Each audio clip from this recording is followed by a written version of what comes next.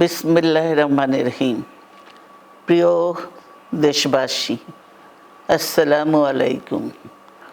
রক্তস্নাত July August 1 বছর পর আমাদের মাঝে ফিরে এসেছে।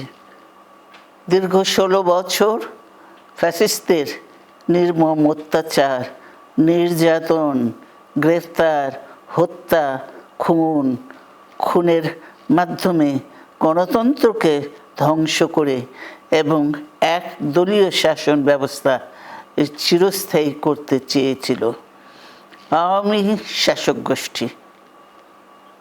ছাত্র জনতার সম্মিলিত অভ্যুত্থানের মধ্যে দিয়ে ফ্যাসিবাদদের পতন ঘটেছে।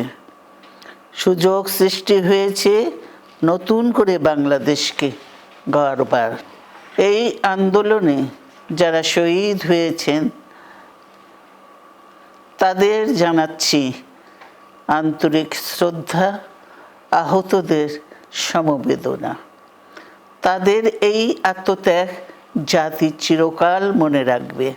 গুম, খুন, বিচার বহির্ভূত হত্যার শিকার যারা হয়েছেন তাদের তালিকা প্রস্তুত করতে হবে। দ্রুত বিচারের ব্যবস্থা ও রাষ্ট্রীয় স্বীকৃতি নিশ্চিত করতে হবে। প্রতিটি পরিবারের সম্মানজনক পুনর্বাসন ও নিরাপদ ভবিষ্যৎ নিশ্চিত করতে হবে। প্রিয় দেশবাসী, আমাদের সামনে যে সুযোগ সৃষ্টি হয়েছে নতুন করে গণতান্ত্রিক ব্যবস্থাকে প্রাতিষ্ঠানিক রূপ দেওয়ার, তা আমাদের দ্রুত সম্পন্ন করতে হবে। কর্মসংস্থান সৃষ্টি করতে হবে, জনগণের নিরাপত্তা নিশ্চিত করতে হবে। সর্বোপরি বাংলাদেশের স্বাধীনতা, সার্বভৌমত্বকে রক্ষা করতে হবে যে কোনো মূল্যে। বীরের এই রক্তস্রোত, মায়ের অশ্রুধারা যেন বৃথা না যায় তা নিশ্চিত করতে হবে। ঐক্য বজায় রাখতে হবে।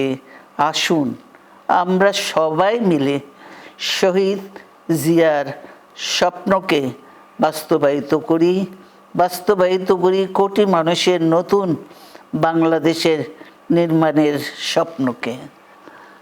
আল্লাহ হাফেজ। বাংলাদেশ জিন্দাবাদ।